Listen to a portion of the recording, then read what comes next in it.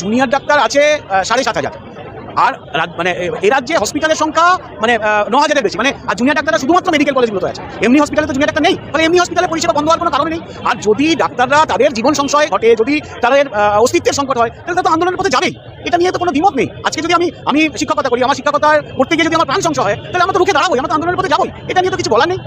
না, এটা জুনিয়র ডাক্তাররা কীভাবে আন্দোলন করবে এটা তো বলা যায় না, কিন্তু তাদের বিচার বুদ্ধি অনুযায়ী তারা তাদের রাস্তা ঠিক করেছে। কিন্তু জুনিয়র ডাক্তাররা ভয় পেয়েছে, এটা আমরা কেউ বিশ্বাস করে না। রাজ্য সরকার পোষিত কিছু কয়েকজন মানুষ, কয়েকজন স্থাপক তারা এই ধরনের অপপ্রচার করছে। আমরা এপিডিআরের পক্ষ থেকে আমরা জুনিয়র ডাক্তারদের আন্দোলনের প্রথম দিন থেকেই আমরা আছি এবং থাকছি এবং থাকবো। জুনিয়র ডাক্তারদের আন্দোলনের আগে এবং আন্দোলনের পরে প্রচুর মানুষ স্বাস্থ্য মানে হাসপাতালগুলোতে প্রচুর মানুষ মারা গেছে।